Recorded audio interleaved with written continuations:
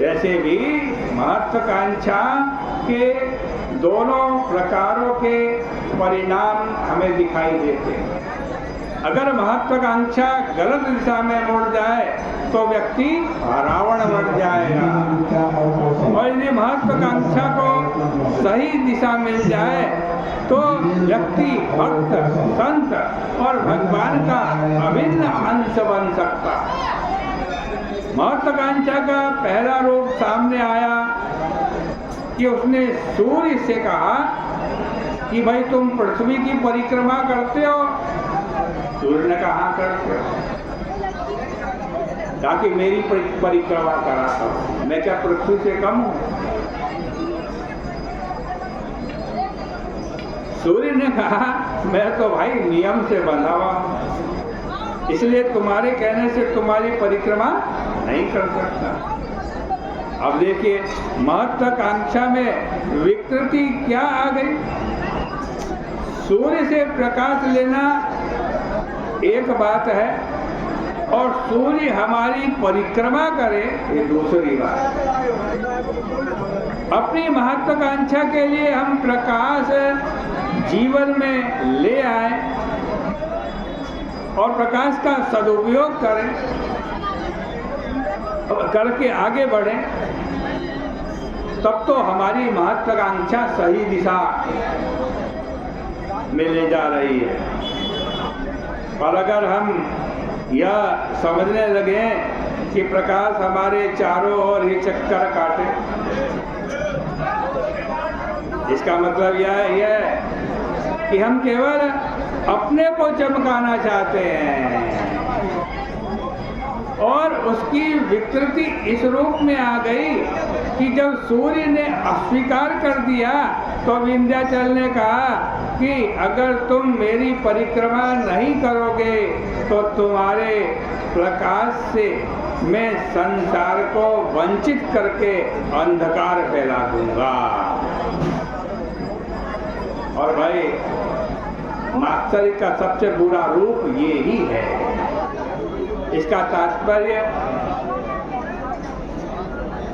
आज इससे संबंधित एक बड़ा अनोखा वर्णन श्री हनुमान जी की लंका यात्रा के प्रसंग में आता है।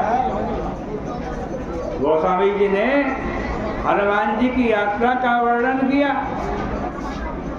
उस यात्रा में उन्होंने एक राक्षसी का वर्णन किया और उस राक्षसी का नाम था सिंगिका। सिंगिका जो थी वो कौन थी? वो सिंगिका राहु की माता थी। राहु मात माया मलिन मारी मारुत पुरु। और इस विचित्र बात पर आपने ध्यान दिया होगा कि राहु की अभी तक 9 ग्रहों में पूजा होती है। 9 ग्रहों में एक ग्रह राहु की, लेकिन हनुमान जी को कौन मिली? राहु की माता। तो उन्होंने उसको भी छोड़ा नहीं, मार दिया। बेटा यद्यपि पाप ग्रह ही माना जाता है, राहु पाप ग्रह माना जाता है, पर इतना होते हुए भी वह अमर ग्रह है, उसकी पूजा होती है और उसकी माता मार दी गई। इसका सांकेतिक सूत्र क्या है भाई? इस पर कभी आपने विचार किया? विचार कीजिए। देखो हमारे अंदर 2 वृत्ति हैं, एक ईर्ष्या की वृत्ति और दूसरी मात्सर्य की वृत्ति। इनमें एक मात्सर्य जो है ना, वो तो राहु का स्वभाव है, और दूसरी ईर्ष्या। ईर्ष्या किसका स्वभाव है? ईर्ष्या सिंह का स्वभाव है।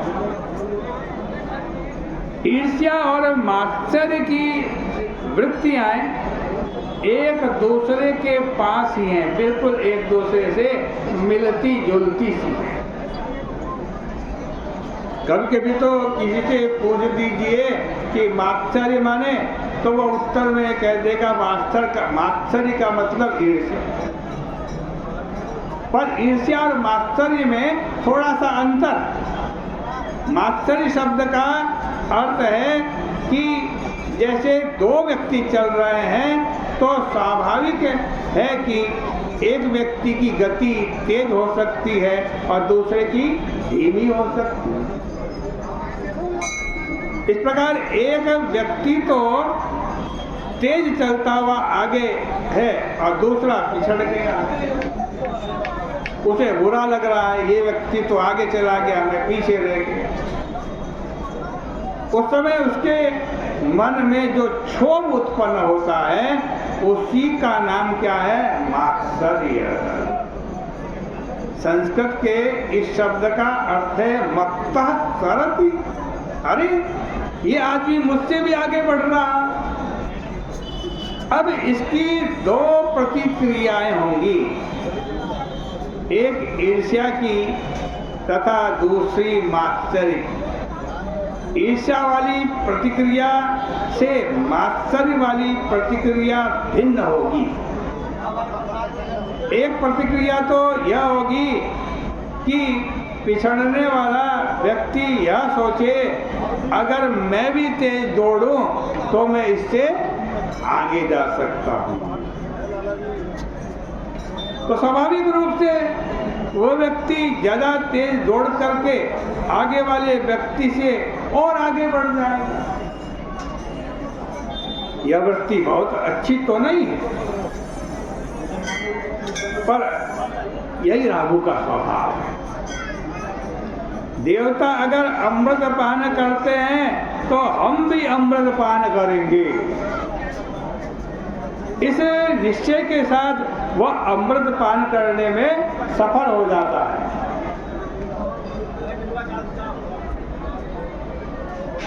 और अगर मात्सर्य के द्वारा दूसरे से होड़ लगाकर आगे बढ़ने की प्रेरणा उत्पन्न हो तो समाज में बहुत ऊंची स्थिति नहीं होने पर भी यह चलेगी। विद्यार्थी पढ़ते हैं तो आपस में होड़ करते हैं, व्यक्ति व्यवहार करता है तो आपस में आगे बढ़ने की होड़ रहती है और इस प्रतिस्पर्धा में बहुतों की उन्नति हो जाया करती है। लेकिन इसका दूसरा पक्ष थोड़ा सा भिन्न है। अगर हमने दौड़ करके दूसरे को हरा दिया तब तो यह मात्सर्य की वृत्ति है, पर कुछ व्यक्ति ऐसे स्वभाव के भी होते हैं कि जब उन्हें लगता है कि दौड़ में तो हम इसकी बराबरी नहीं कर सकते, इससे आगे नहीं जा सकते, तो क्यों ना इसकी टांग पकड़ करके खींच दी जाए, और अगर हम न दौड़ें तो यह भी दौड़ ना पाए। बस यही ईर्ष्या है। तो दोनों वृत्तियों में से एक को बचाइएगा और एक को मारिए। राहु को रहने दीजिए, अगर उससे ऊपर उठ गए तो सूर्य चंद्रमा होंगे, पर राहु की स्थिति में भी हो तो कोई बात नहीं, आप होड़ में दौड़िए। पर ईर्ष्या के रूप में सिंहिका मिल गई हनुमान जी को, तो हनुमान जी ने क्या किया? सिंहिका को मार डाला। हनुमान जी आकाश मार्ग से जा रहे थे, ऊपर उड़ रहे थे, तो उसमें सिंहिका की कोई हानि नहीं थी, हनुमान जी को उड़ने देती। लेकिन सिंहिका ने हनुमान जी को ज्यों ही ऊपर जाते हुए देखा, त्यों ही अपने स्वभाव के अनुसार हनुमान जी को ऊपर से नीचे गिराने का निर्णय किया। ये ही वृत्ति क्या है? ईर्ष्या की वृत्ति है। आज की चर्चा का यहीं पर विराम करते हैं, इससे आगे की चर्चा कल आपके सामने यहीं पर कहेंगे। बोली गंगा मैया की, बोले सियापति रामचंद्र भगवान की।